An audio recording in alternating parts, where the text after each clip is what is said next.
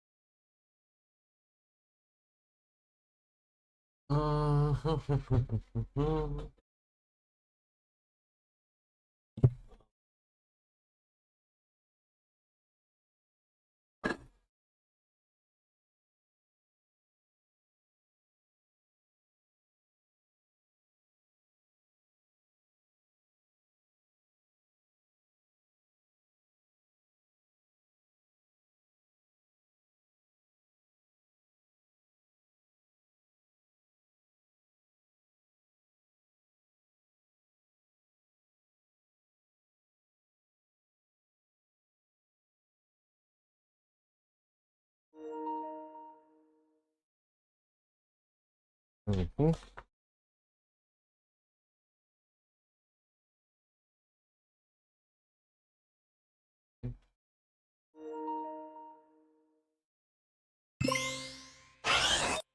Oh, it's working.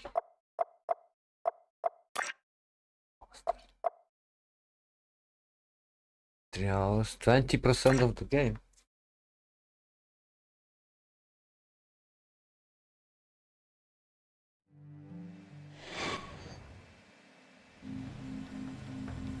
Songitto, let's make you popular.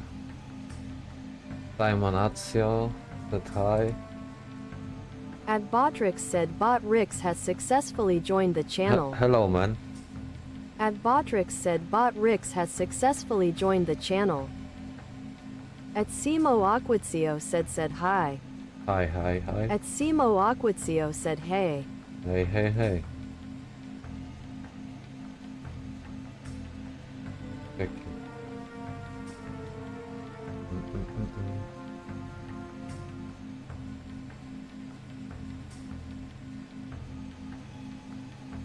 Hello, man. Right. Kurwa, I hate this one.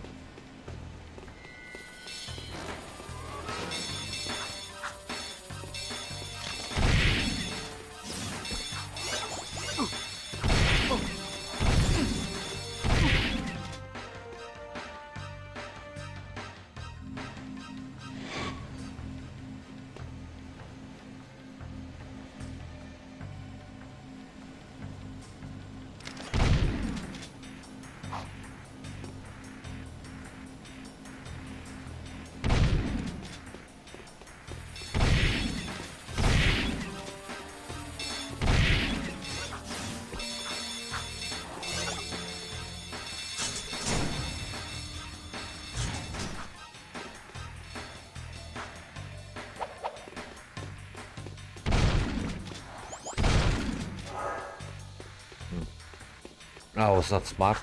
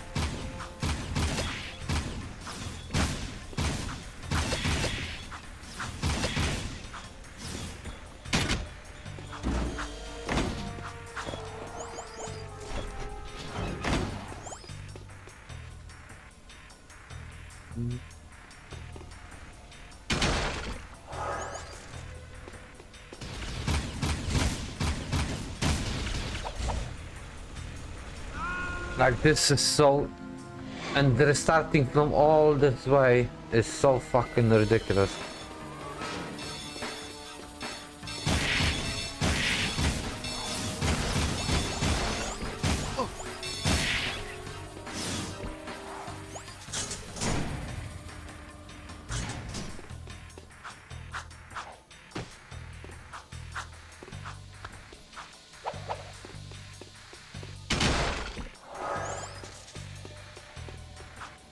Oh my god.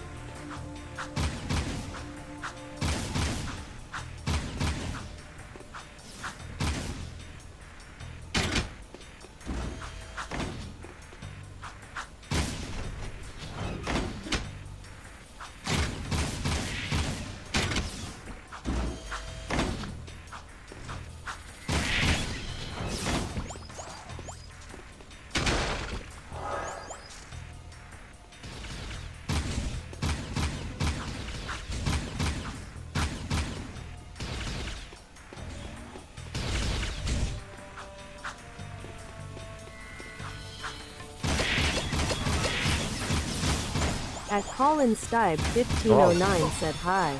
Hey man.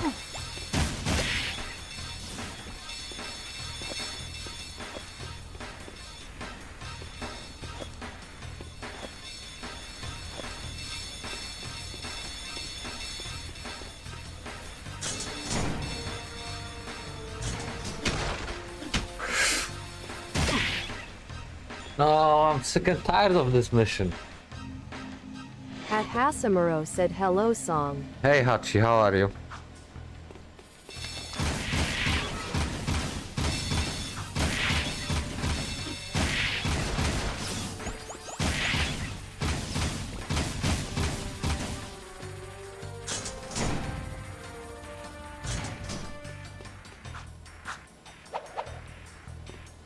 TT underscore milkers 420 said happy Valentine's boys.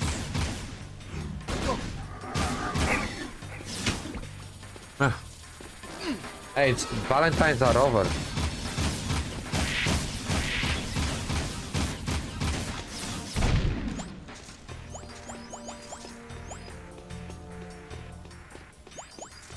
TT underscore milkers 420 said thank God.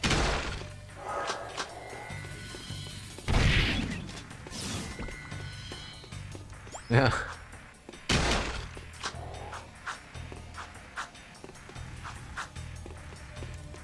No point. I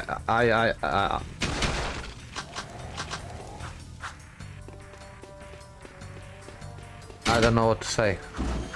Enjoy the loneliness.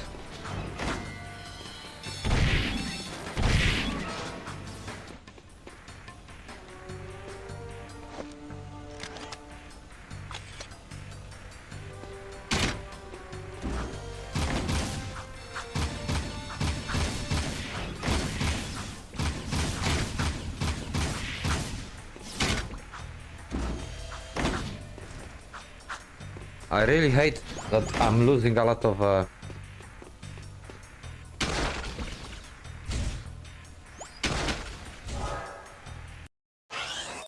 wanna check something.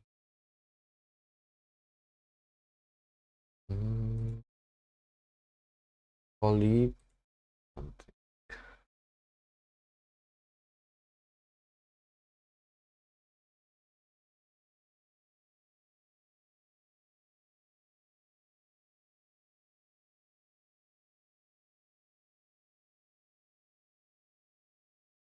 Hey guys, how are you all doing? Mayman Sui here.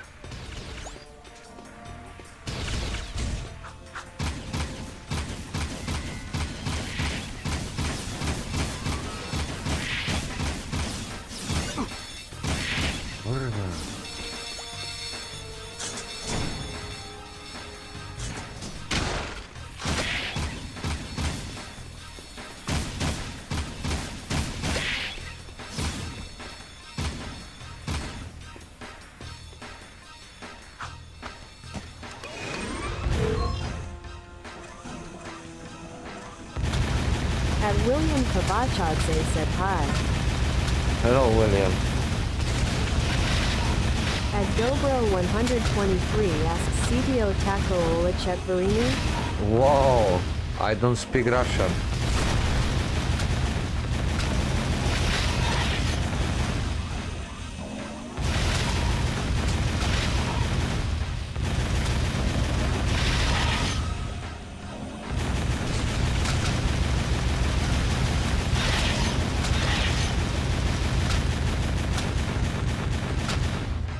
At Dobro 123 said V Mozite Posmetret V Kakam Gorod Nahoditsa Vas Gorod V Kakam.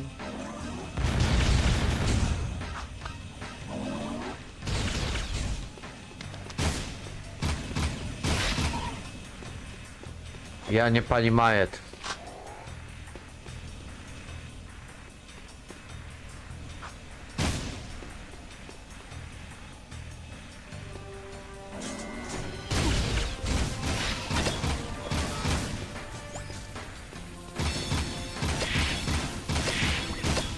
TT underscore milkers 420 said lol, he asks where you live. No. No. Colin, thanks for the subscription.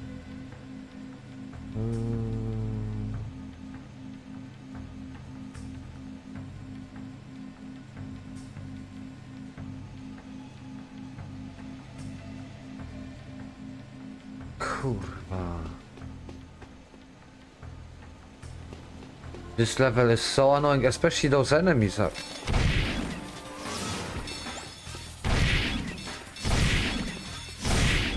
Slow.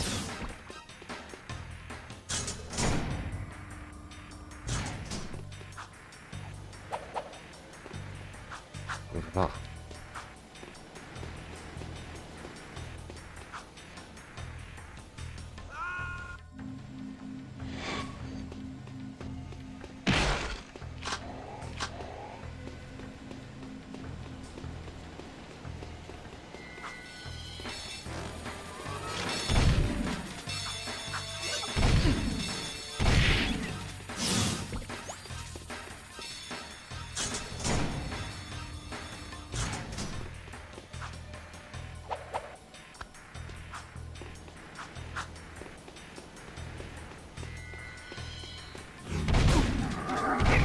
That's bullshit.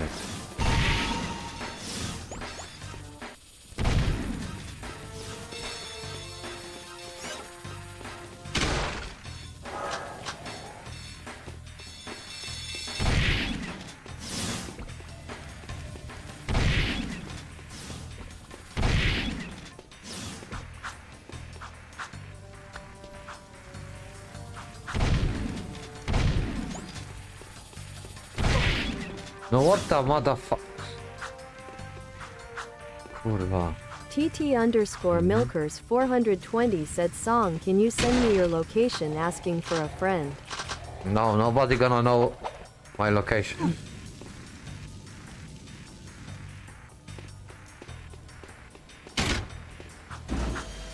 Never again.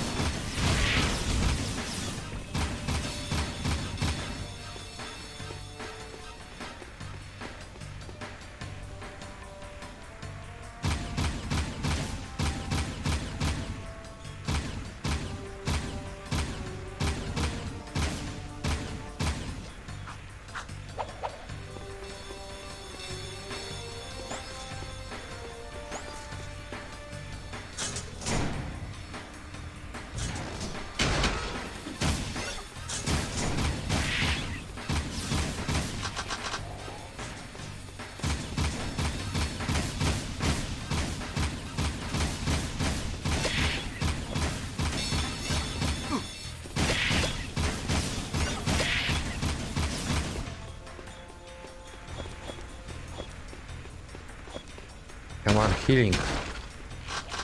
Oh yeah.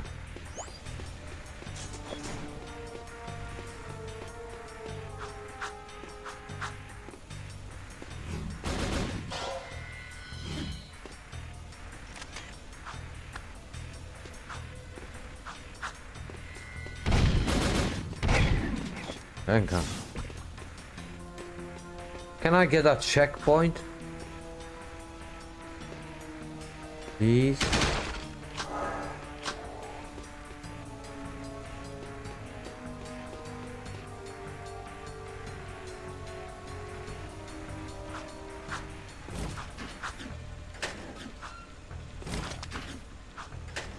TT_milkers 420 said, can I get a water?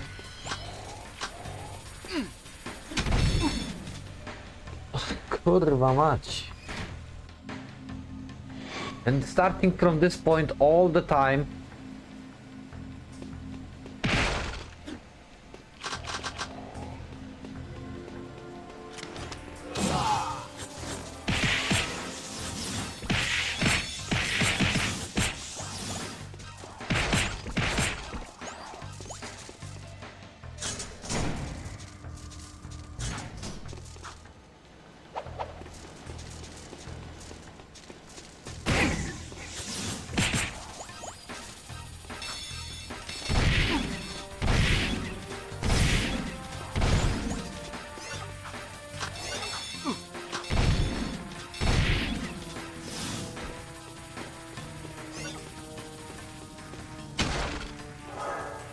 These enemies are the worst. I hate them.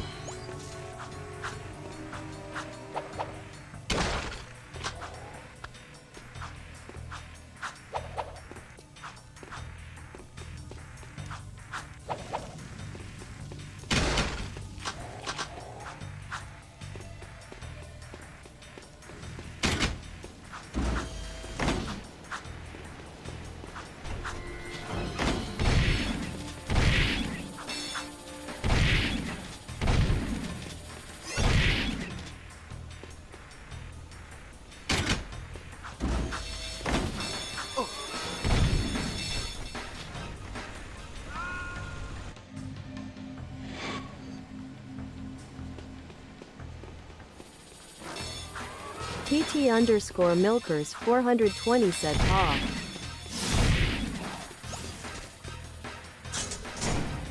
No.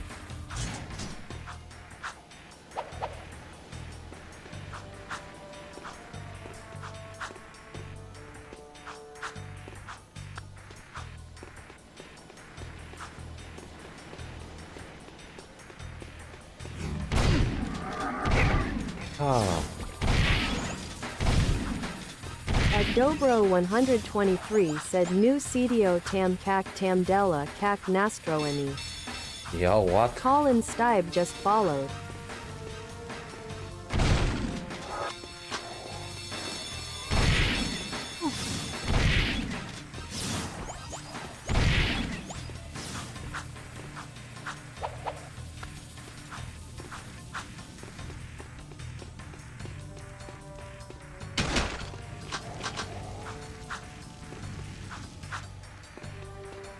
TT underscore milkers 420 said he asking how's things. Uh.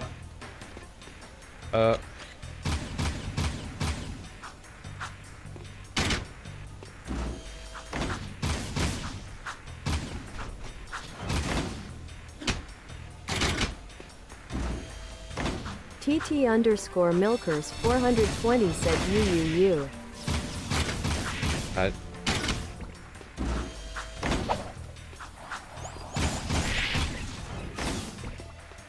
all going. It's all good. Хорошо. Хорошо, спасибо.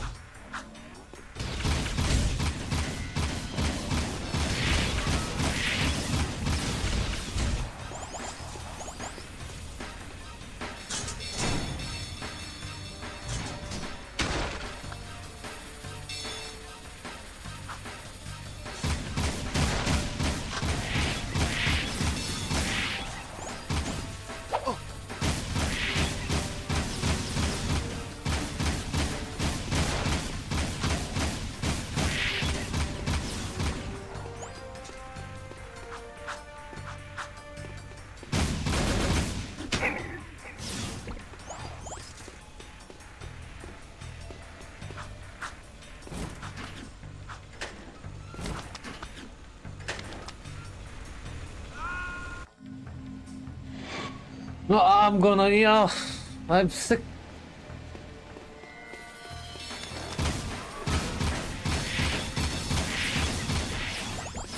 TT underscore milkers 420 said well. Well, this was not fair.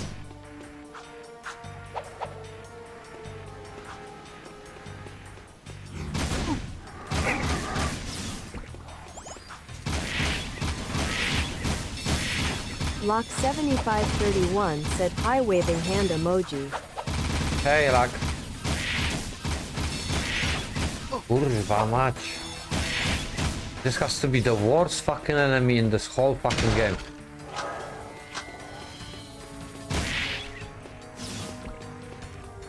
Hey, Resident Evil coming in? What day is it? Friday. Ooh, so I have to drive. Quiet Friday.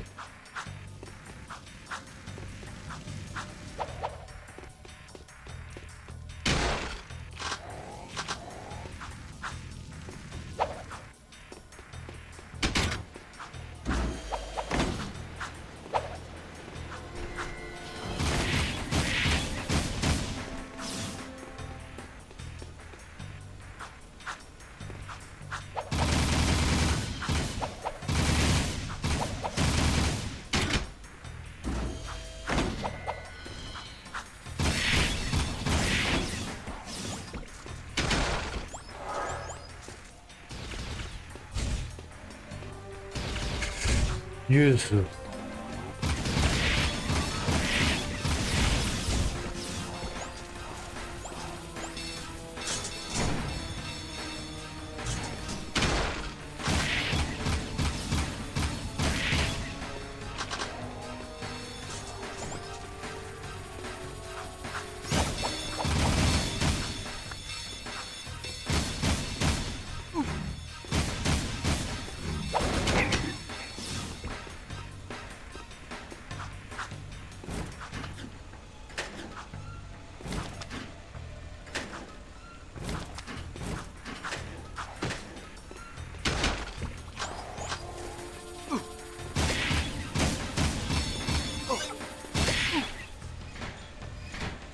No!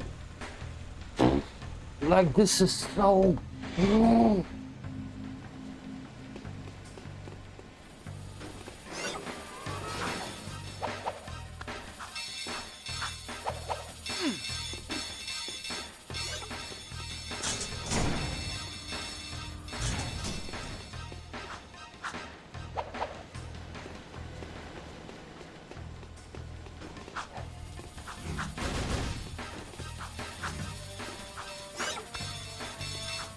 I'm skipping all of this.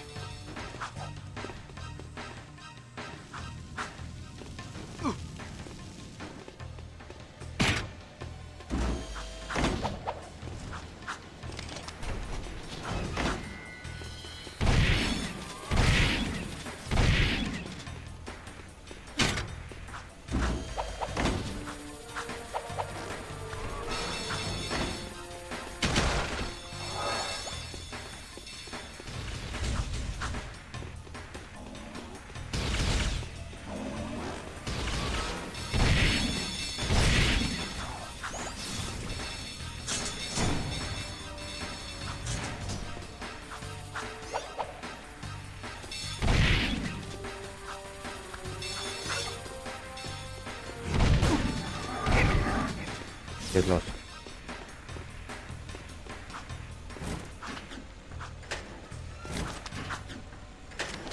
No, why? Why it drops me down?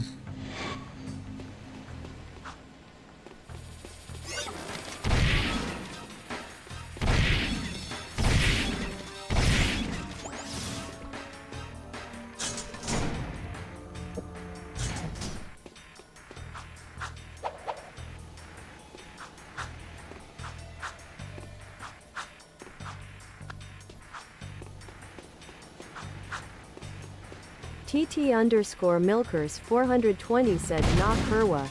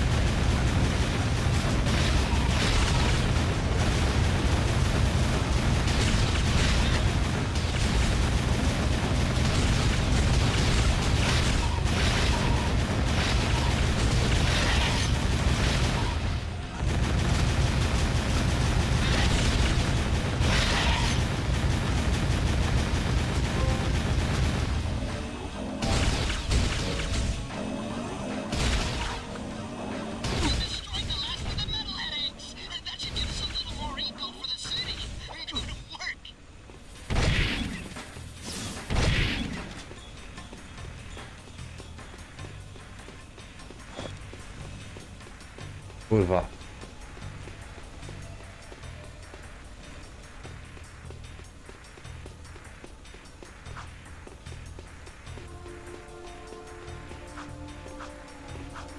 What the fucked up mission?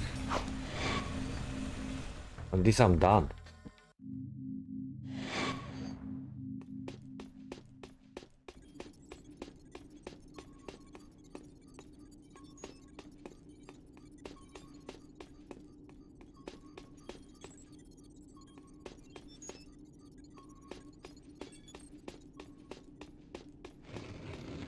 Seal off the area.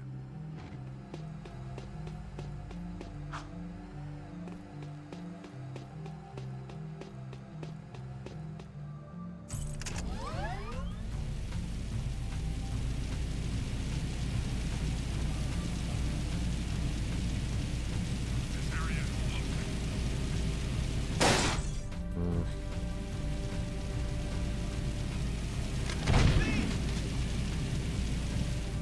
Controlling Sector 9. Flee!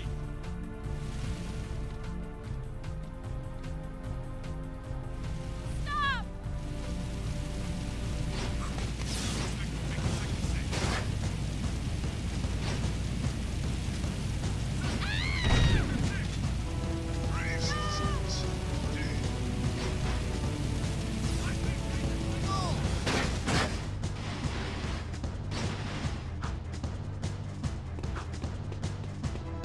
Requesting backup.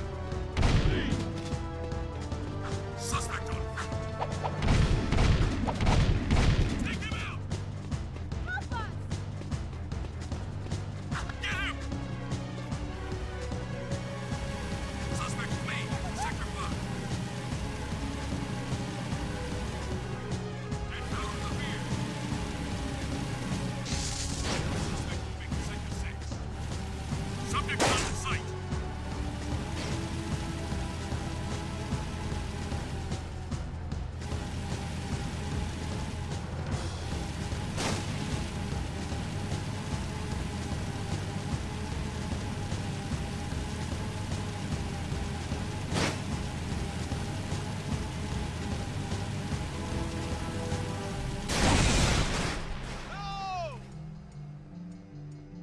I don't know what's wrong with this control.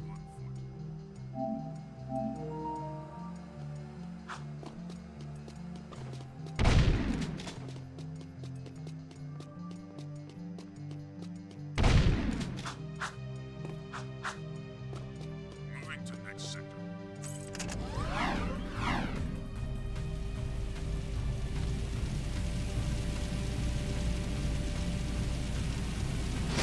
I've got suspicious activity.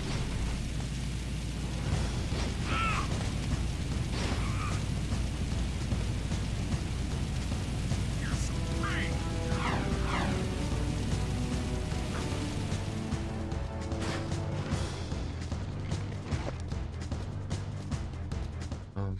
Hey, Sugar Plum. You new here? Well, what you got that's, hot? And, wait, I've seen you before. You're with the Underground. Shh! I'm Tess. Torn sent me to spy on Crew. Play along, and I may be able to get my hands on a few of Crew's secrets. Ooh, I love undercover work, baby. But, two can work better than one. Let me help you out. Wow, you sure are a lot of TT bobs back underscore here. milkers 420 said booba bounce. Woo! Ooh, that goes down, ooh, boy. Gee, you suppose that's real gold floating in there? How about this purple stuff? Whoo! Jack, That's the stuff. I need you Firewater. and that talking rat to go around and make a few collections for me. Hey there, Five Gins. How's crimes? What's his problem, eh? Nothing. I'm just fine. Mind your own business. I sometimes feel so very, Listen, very I have 6 clients around town who are about to make money drops for me. I need you to collect each money back as fast as you can. And take care of any guards who get curious. Hmm? How Get I'm your money so back too dry. late, then some Feelings sounding are so dry. You know what's the trouble with you, Crow? You got no, listen. This place could be a real swinging joint. Hot-egg heaven with more dancing, more macking, more women. Jack knows what I'm Just talking get all about. 14 money bags before they disappear You know and you bring them said- back here. If you lose even one I bag, love you, then man. don't come back, eh? This is a no-hover zone.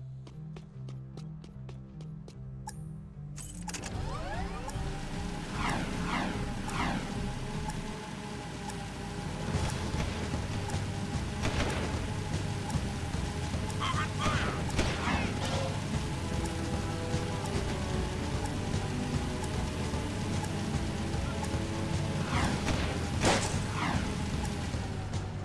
Stop the vehicle!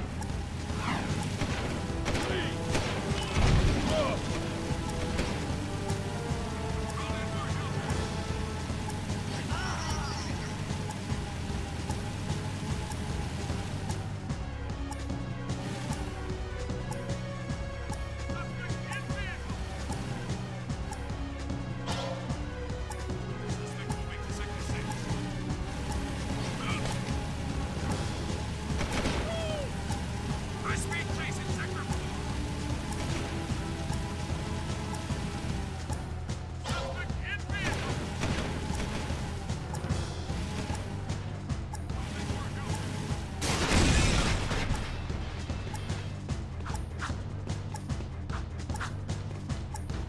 Keep away from me!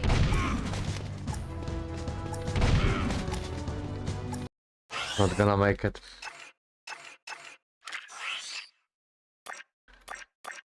I hate those racing missions.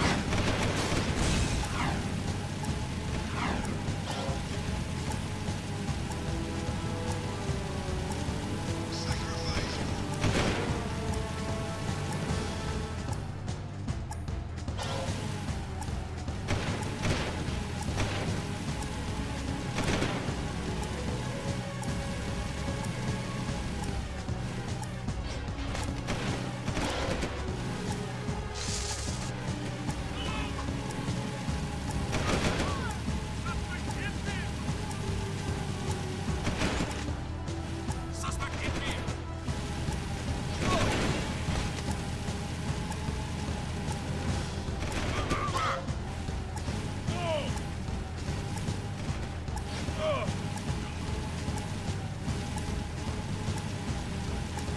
Get out of the vehicle. Suspect in vehicle. Sound the alarm! High-speed chase in Sector What the? Ja pierdolę.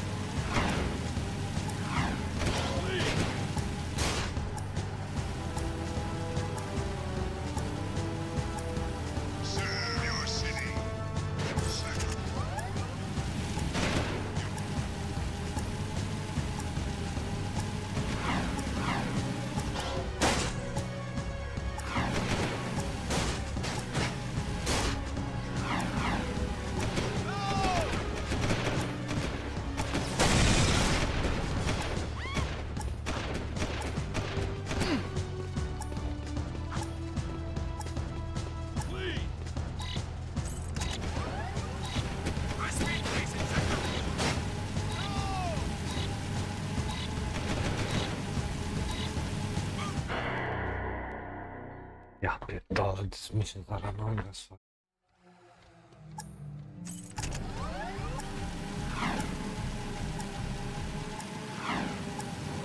High-speed chase.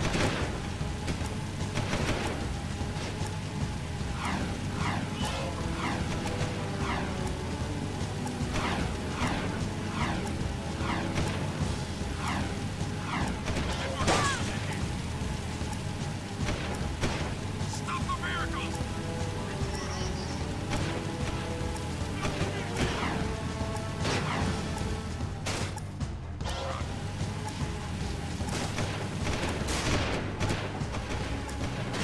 Take him out!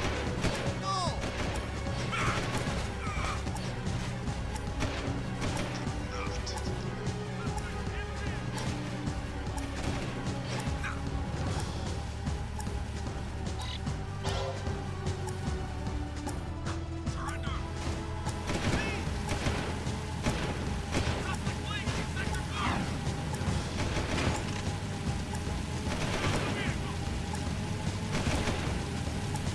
Suspect moving to Sector 6.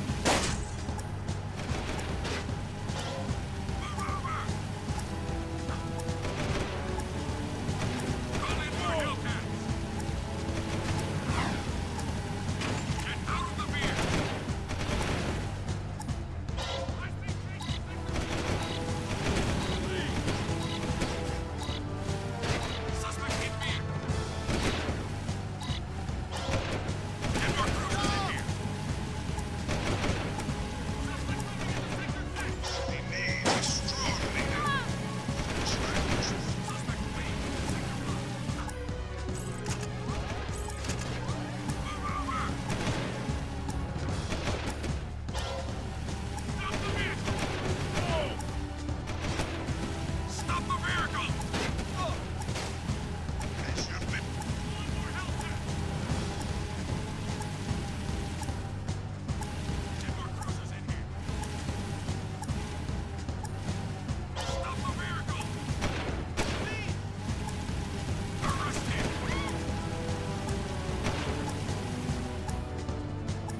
Suspect fleeing into Sector 4! Suspect in veer! Affected me? High-speed chase in Sector 4! Get out of the veer!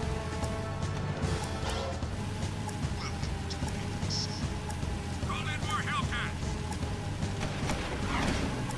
Suspect in veer! Fuck. Close in! Done.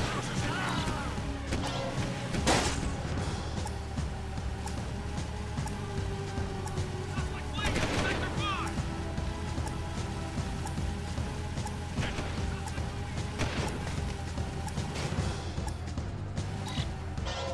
Thank God. Let's bring the money back to crew. Kurde, I made it. Please! Whew.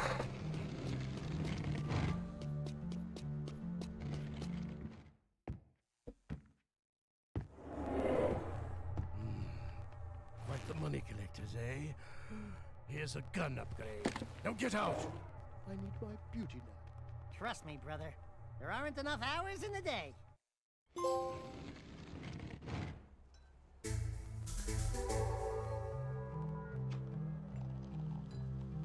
Nothing so far.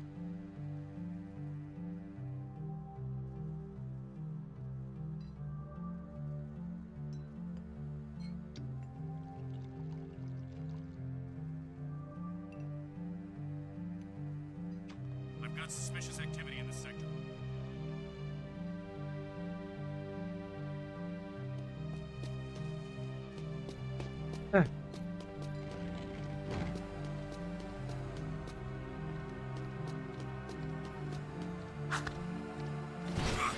Shoot him! Shoot him!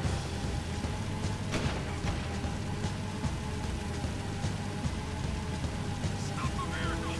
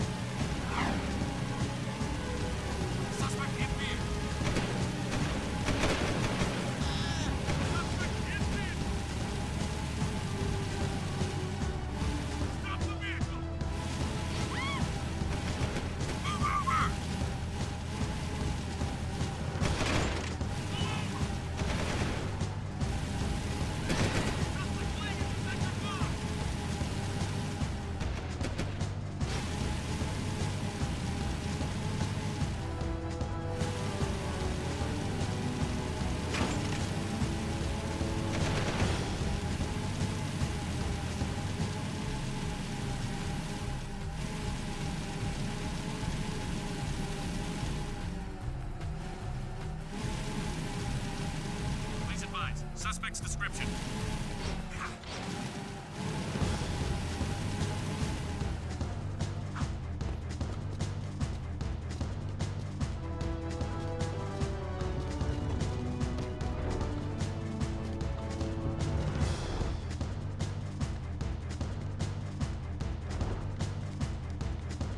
One of my old guard comrades was sent to the pumping station.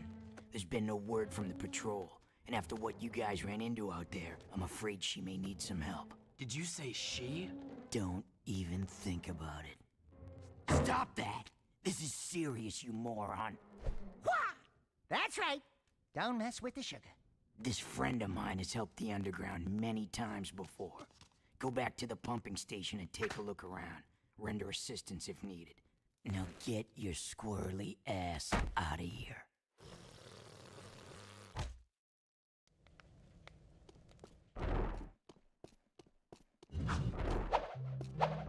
How people love this game, that I don't know.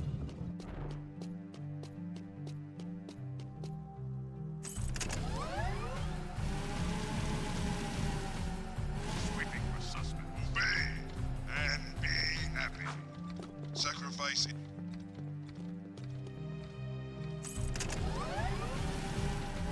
Patrolling Sector 9.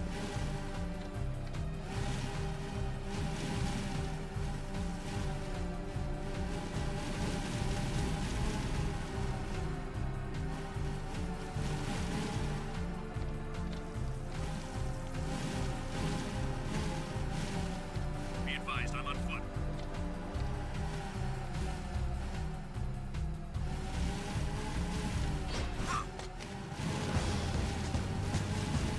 Stop the vehicle!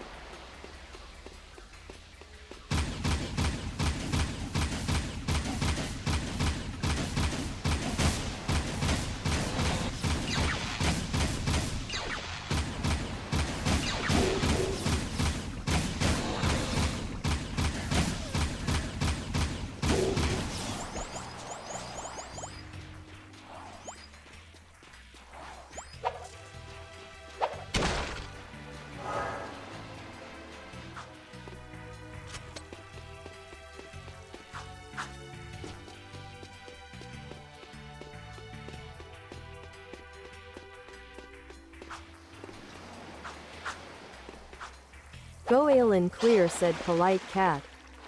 Go. Go on clear. Hello.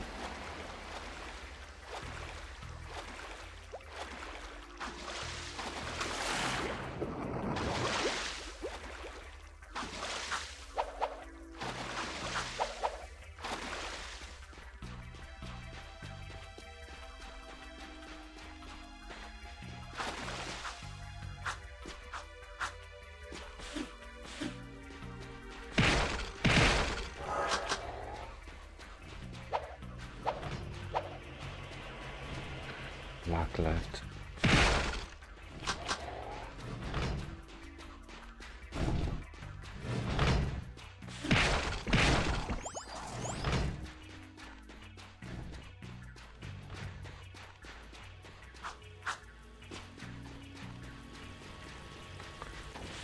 I am back.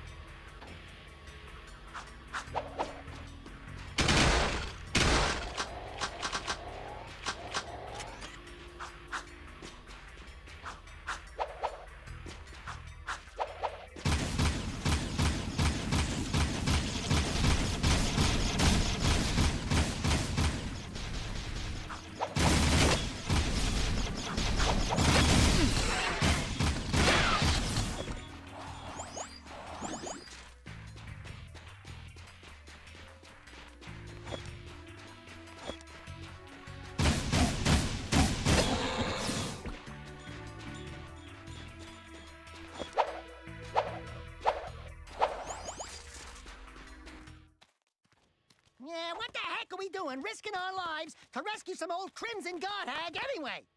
She's probably got more facial hair than me. Who the hell are you two? I do love a woman in uniform. Want to bark some orders at me? Woof woof. I'm your soldier on the front lines of love. Waiter, foxhole for two. Keep talking and I'll raise your voice a couple of octaves. Easy. Torn asked us to help you. I don't need help, but you might. We've got company. Here they come!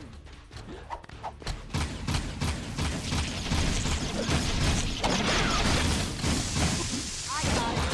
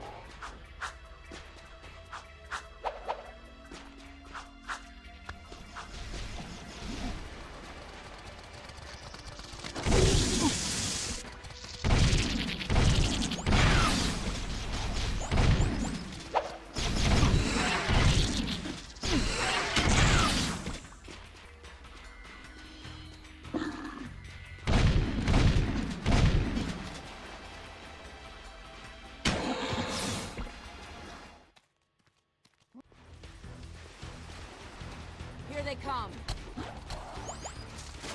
Ready for it.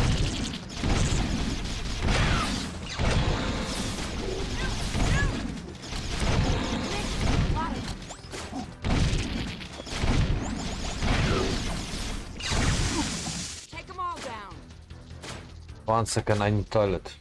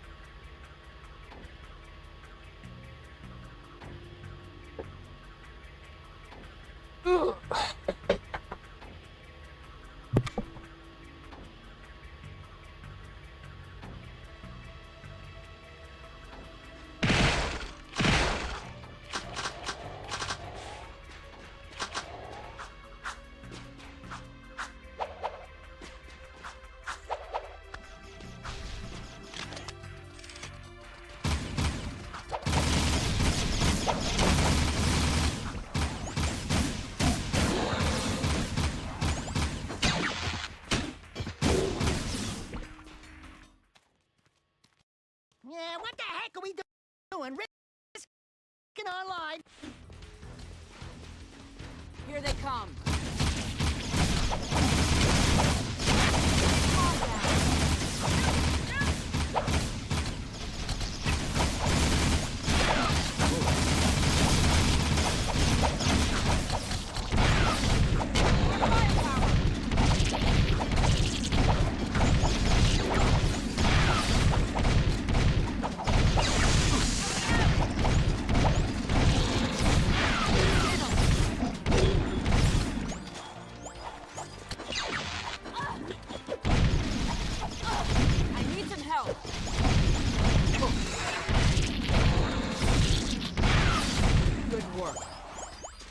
watching me take care of those metalheads was, pretty exciting. Wasn't it, Sugar? Hey! Sweet Stripes! Give me them digits so I can look you up sometime! We'll party hard! Big city style! Tell Torn Baron Praxis is planning something big. I think it has to do with that symbol. What is it? It's the seal of the House of Mar, the founder of Haven City. We're being sent out on suicide missions to locate artifacts from the time of his rule. If curiosity's worth dying for, you can ask the blind old soothsayer in the bazaar named Onin. She might know something about all this. Here's my bazaar access security pass. Your name's Ashlyn, huh? We're even now. Wow! What a woman! Arrgh.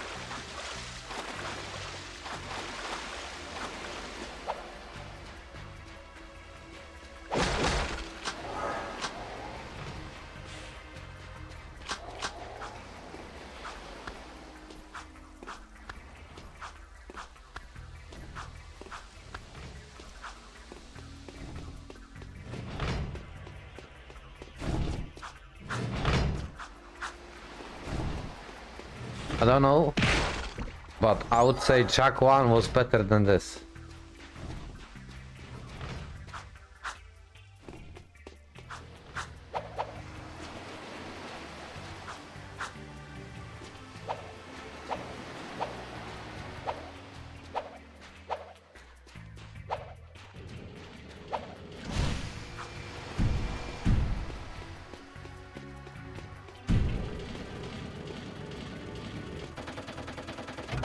Welcome back.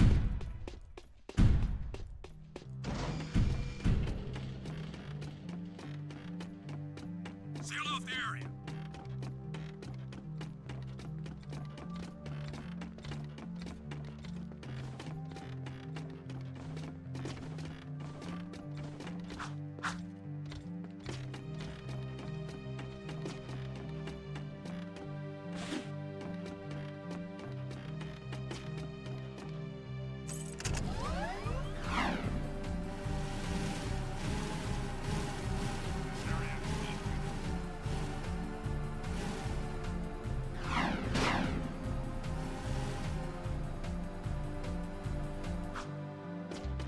Patrolling Sector 9. Find this place before time runs out.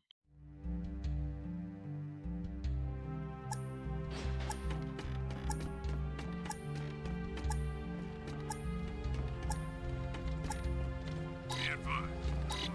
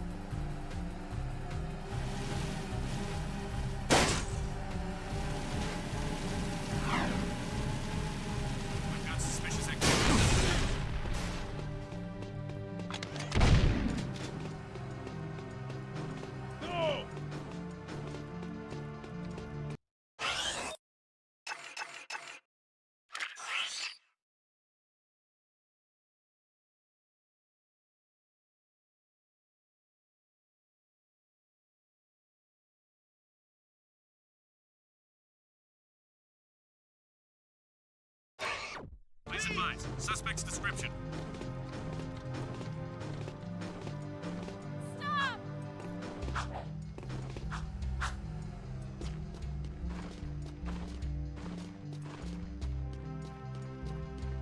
Sweeping for suspects.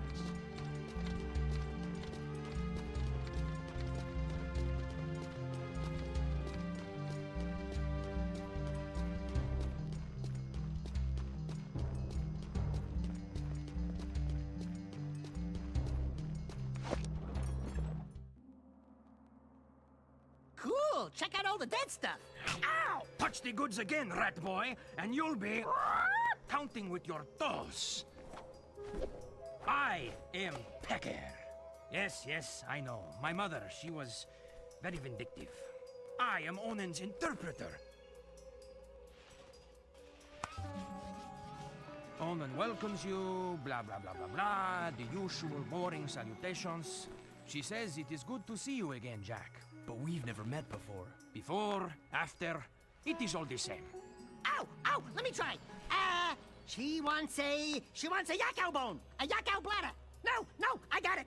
For many moons, she has waited for a juice pop, a jewel shop. Oh, I know.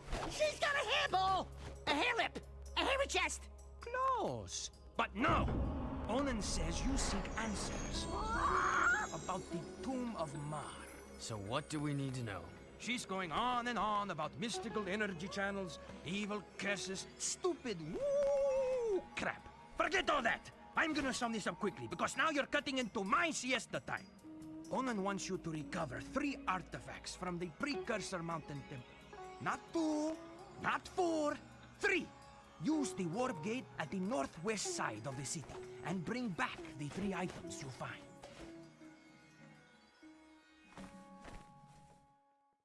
Patrolling Sector 9. Oh my god, can you fast travel in this game? That'll be cool.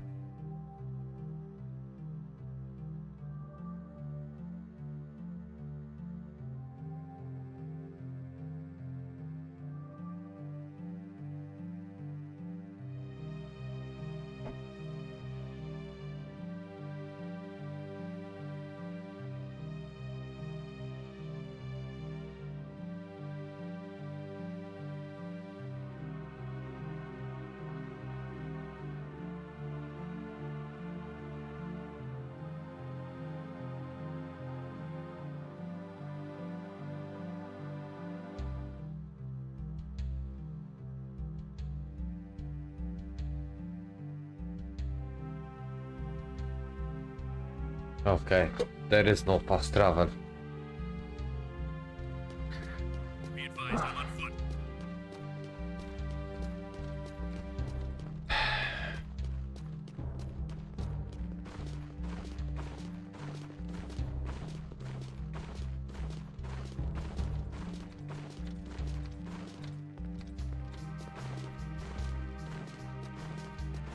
Sweeping for suspects.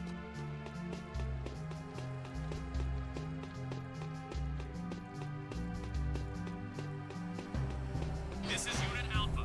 We're en route.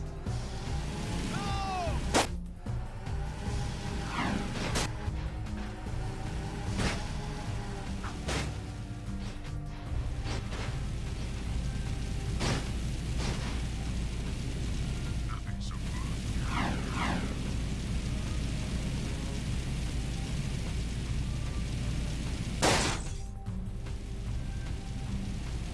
Moving to next We've had a few incidents with our lower class labor.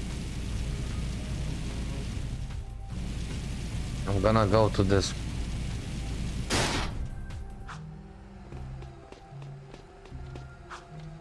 Please advise. Suspect's description.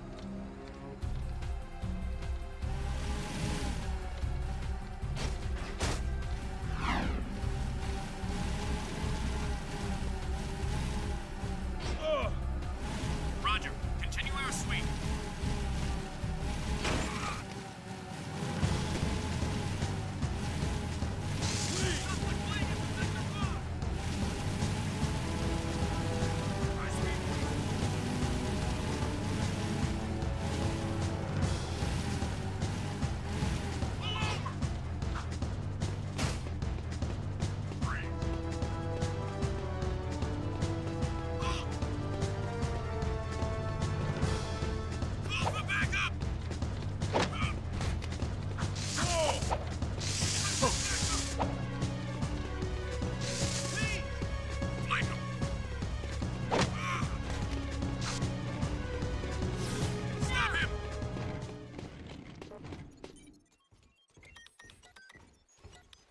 Finn, buddy, we need a favor. I can't help you with your eco bill.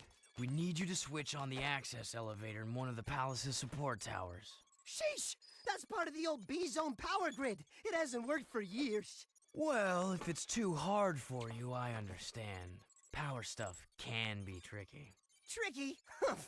I could route the B-Zone conduit lines through the bypass grid, shunting past the eco rings to connect inductor tubes in series, then back through the outer wall insulator helix and across the resonant flux routers into the number 5 capacitor array.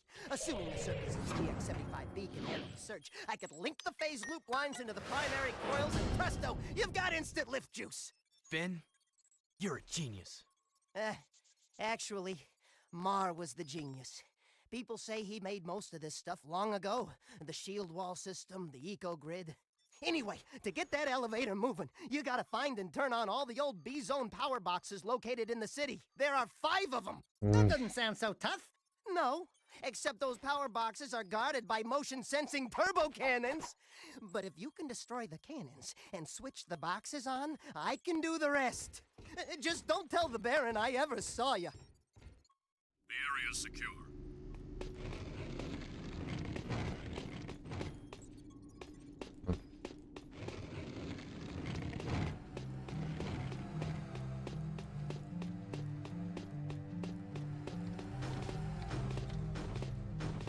Nothing to report.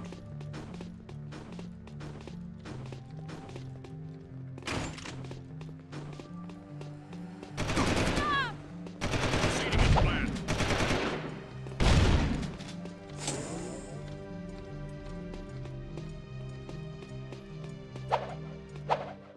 Requesting backup.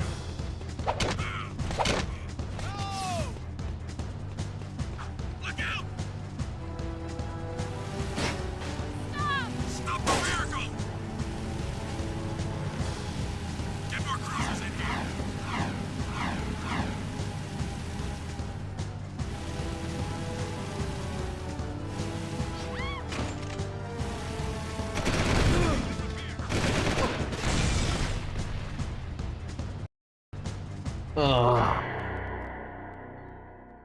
No.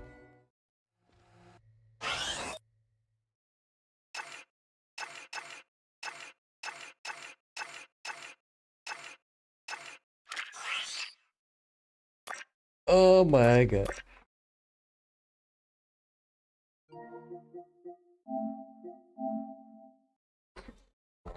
Let's go and check some.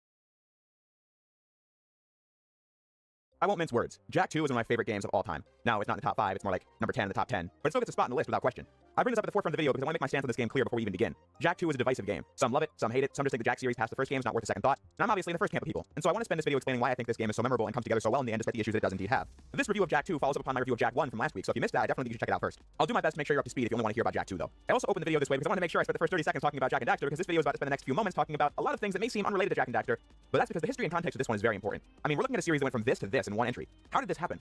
Well, let's look at it. The story of why Jak 2 is the way it is heavily tied to a game that came out the same holiday season as Jak 1, and that game is Grand Theft Auto 3. Believe me, this will make sense in a few minutes. This game more or less changed the video game industry overnight. From a design standpoint, this game had taken the open world feel from the first two GTA games on PS1, but evolved it into being full 3D, adding an extra layer of immersion. I'm not going to say this game invented the sandbox genre, but needless to say, if you play any game today, or really any game in the last 20 years that involved you running around a large open world with tasks and objectives marked on a minimap or with waypoints, that game was influenced by Grand Theft Auto 3 in some way. But more importantly, GTA 3 changed the video game industry in a cultural sense. This game generated a large source of controversy back when it was released in 2001. Playing as an escaped convict doing various amounts of criminal activity just sparked a discussion about what was acceptable in video games. This debate ranged from video game websites rating it the most offensive game of 2001 to full-on news stations discussing the violent and sexual material depicted within the game. Now, the game was rated M, meaning players 17 and up could play it, but the discussion was more about if explicitly playing as the bad guy doing bad things like carjacking and beating innocent people up with a baseball bat and outrunning the law, alongside other things I won't mention to keep this video advertiser friendly, was something that even should be in a mainstream video game. Obviously, video games had controversies before GTA 3. I mean, the ESRB rating system was created in the 90s as a result of increasingly violent games, even if those had more limited graphics compared to what GTA 3 and now games of today had in them. But this one was different. Despite all the controversy caused by Grand Theft Auto 3, it clearly did make a change because the PS2 alone got 2 more GTA games, and then the series continued on to GTA 4 and GTA 5, which then ported endlessly for the next 9 years. But why? Well, GTA 3 was the highest selling game of 2001. First, controversy sells, this much is a fact. The game getting so much media attention only put more spotlight onto it and made more people curious to try it. But more importantly, GTA 3 came out in the early 2000s, which I think is fundamentally the largest demographic shift the gaming industry has ever seen, and then I'd argue will ever see. Now, really strap in, because it may seem that this has nothing to do with Jack, but bear with me, I'm going somewhere with this. Just by looking at the context of the early 2000s in gaming, you'll see why this demographic shift happened and how it was more or less inevitable. In the 80s and into the 90s, video games were largely considered a children's thing. It still is today, however, seeing a video game console in a home that does not contain children is pretty normal. This is just a mainstream thing for people of all ages and demographics nowadays. More mature games existed in the 90s like boomer shooters, Mortal Kombat, and a plethora of rated M PS1 games, but like I said, I think it's fair to say that back in the 80s and 90s, games were more or less considered a children's hobby. That's the audience they were appealing to, after all. But the generation that grew up on the first Nintendo largely didn't stop playing games into their older years. If you were 5 years old when Super Mario Bros. Came out in 1985, then by the release of the PlayStation 2 in 2000, you'd be 20 years old. Maybe during the PS1 era, this demographic thought games like Mario and Crash were cool, but also got enjoyment out of the mature games that were making the rounds as well. But by the release of GTA 3 in 2001, this age group was well into their 20s. These were full adults still playing the newest video games with their own money. A new, large portion of the audience. So as a result, in the early 2000s, the mature games just became the biggest and most popular ones. See GTA 3, MGS2, Halo 1, and the list goes on. But then you might be wondering, what's the problem here? Can't both audiences coexist? Well, they could, and they definitely did, but GTA 3 type games being the most popular game for adults affected all audiences. That's how we circle back to Jak and Daxter. The first game was a technical masterpiece. It was one of the most impressive worlds designed in a game at the time of its release. It had wonderful animation, fun gameplay, and a charming story. However, when it was released, the first Jak and Daxter had a hard time finding the right audience, as the industry evolved seemingly overnight, and Jak and Daxter was working off the model that made games in the late 90s so successful. On an episode of Dev Plays where Tim Schafer played video games alongside one of the lead designers on that particular game, Jason Rubin explained this change in the audience better than I ever could, so I'll let him say it. We'd already started working on Jak 2, and I remember doing a focus group with, and 2 8-year-olds were in this focus group, and I was like, so what do you think? And they acted like 16-year-olds, like 8-year-olds, like, the graphics are good, we really like the gameplay, we like what you're doing, and the expansion of the universe, really this would be a fantastic game for our little brothers. And you're like, you're 8, what do you play? Yeah. And it just changed everything. So yeah, Naughty Dog, seeing that the kinds of games they had made were just falling out of style, wasn't sure if continuing Jak and Daxter was really something worth doing. So they came to an agreement with Sony that there was still a lot more you could do with Jak and Daxter that hadn't been done. So they radically transformed the identity of Jak and Daxter into something much different. This is where the divisive elements of the game come in. Some feel like the Jak sequels are a transparent attempt to desperately grab the mainstream audience, shining a light on how the precursor Legacy was basically doing the same things with a different audience. I don't see it that way because, like I said at the beginning, Jak 2 is one of my favorite games. And today we're going to be exploring all the things that Jak 2 does to evolve this series and the gaming industry in positive ways, and then also gush over why I enjoy it as much as I do. So strap in. This might be a slightly longer video than usual, but I think it's worth it because we're talking about Jak 2.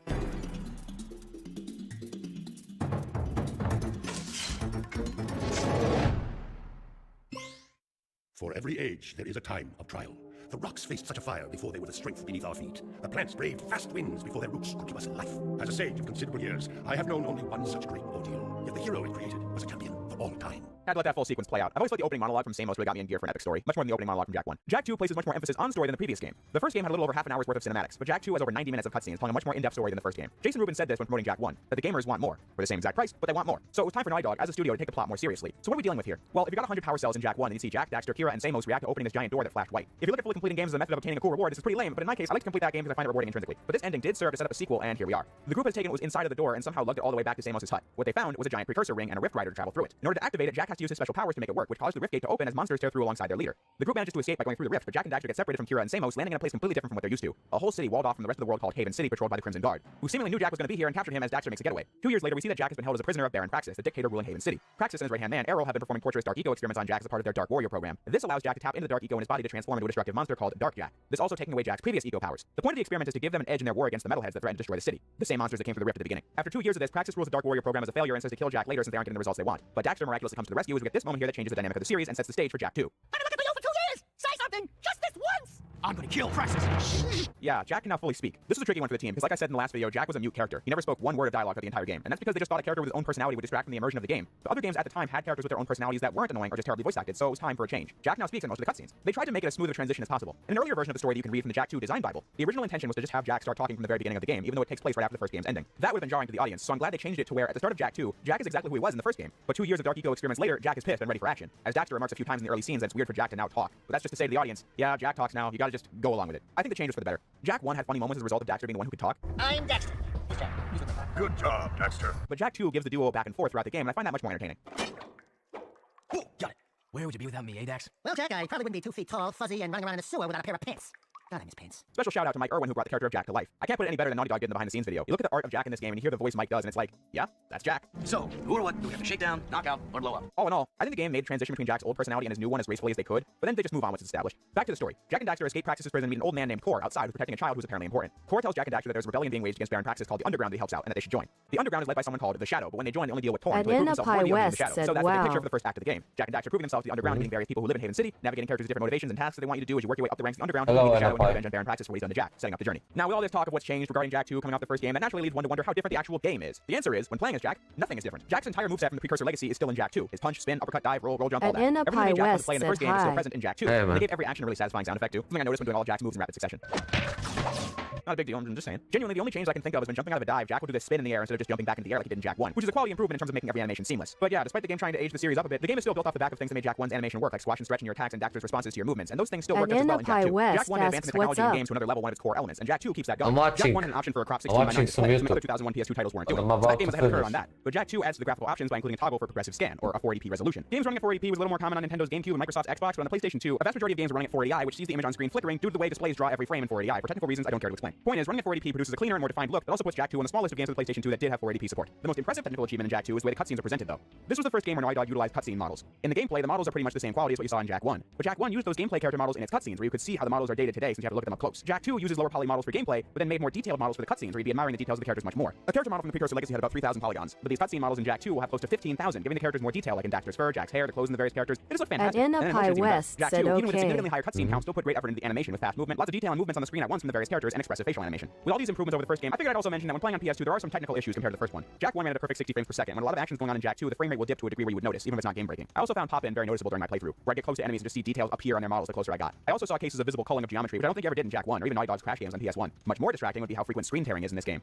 It's hard to spot when things are going really fast, however you might notice in cutscenes especially that things might seem jittery, and that's because of screen tearing. If you take any cutscene and look at it frame by frame, you'll notice what I'm saying. A line will just appear on the screen, especially when changing angles from one shot to another. But this also does happen in gameplay. In addition to that, I think the game's way of having no load screens is a little less impressive than Jak 1 when playing it, since in that game you could walk from Samos's hut to Gol Maya Citadel without having to wait. In Jak 2, you don't stop and see a screen that says, now loading, but the game definitely has loading zones, like these passageways between areas that have these big gears on them. The door opens when the game is done loading. Jak 1 used cutscenes for loading like the ride to Misty Island from Sandover Village. I just think that overall Jak 1 disguised loading better than Jak 2, where you'll see a cutscene of you flying away and then cut to black for a few seconds before reaching the next area. As I'm sure you all know by now, I prefer playing my PS2 games on the actual PS2, but after years of having played this game on the 2012 HD collection and then going back to the PS2 release, you see that the loading in these rooms is much faster on PS3 than on PS2, as you'd expect. But then when playing on an original disc, it just makes the loading more apparent to me. Speaking of the HD collection though, that is how most people will experience this game these days, and all these issues from frame drops to screen tearing are not present there. It's only like that on PS2. Well, it sounds like I'm being negative towards Jak 2's visual presentation. I'm not. I'm just making sure that in the interest of balance that I point out the ways the game pushed the graphics forward, but also how it had new obstacles to performance as a result. I said these were technical inferiorities to Jak 1, but that just depends on your point of view. At Technically, Jak 1 had perfect frame rate and said didn't see nearly as woo. much pop-in or screen tearing, but that's not because Jak 2 is inferior technologically to Jak 1. That's because Jak 2 was pushing the limits of the PlayStation 2 hardware much more than the last game. More enemies on screen, more NPCs, a larger world. So yeah, maintaining these things without loading screens and doing that while targeting 60 FPS and including these high poly cutscene character models is going to be a lot tougher on the hardware than Jak 1, said which didn't do any of I'll. that. But then when you level the playing field between the two on something like the PS3 HD collection, it's pretty obvious that Jak 2 is much more technologically advanced than its predecessor. And what I'm realizing is that we haven't even gotten into the meat of the game yet, and this video is already 2/3 the length of the Jak 1 video. What can I say? Being a big YouTuber sure does make you nitpicky. So having said that, once you're in the world of Jak 2, what do? Well, Haven City is where you're stuck for the entire game, and the city's divided into a couple of areas. These are all blocked with security passes, so at first you only have access to the slums where the underground base is located. You go here to get objectives from Torn. You leave the base and then see the minimap displayed in the lower right as you follow these icons leading you to important destinations. This much works just like Grand Theft Auto 3, and it's pretty intuitive. By the end of the game, you'll know the map to Haven City pretty well. However, it's great that you have a map at all times that displays these icons and you just follow them as it takes you on the path to your next objective. But this is just how you get from place to place. The actual destinations make up the core content of Jak 2. Outside the security walls lie dangerous areas like Dead Town, where the Metalhead armies overwhelm the Crimson Guard to the point of a retreat. The pumping station, which is also overrun by Metalheads. The sewers, the drill platform, the dig, and some others. Each time you visit these locations, you have a mission to do. But then you keep coming back to these areas throughout the game, which might sound repetitive, but you always uncover something new in the process. I'll take the pumping station as an example. The first time you go here, you take a right from this platform because it's the only path available to you on your quest to turn the valve on that brings the water back to the slums. But the next time you go here is where you have to protect Sig while he hunts for giant metalheads. Sig uses his ultra-powerful peacemaker gun to blow open this tank that allows you to go where you couldn't before. Then the next time you go here, you find a pathway you hadn't taken before to meet Ashlyn, the Baron's daughter who's secretly working with the underground while she's under attack from the metalheads. All the locations you visit are like this, where it may be the same area, but what you do is completely different each time, and what you see might also be different. It's like how your first mission at the dig is this jet challenge where you grind on rails to destroy this giant machine. But then the next time you visit here is a long mission with exploration. I am doing okay, thanks for asking. Playing this game again has only reminded me of the fact that I do believe this is an authentic sequel to the first game. I might be sick. I already mentioned the My fact that throat the hurts. precursor legacy is here and accounted for in Jak 2.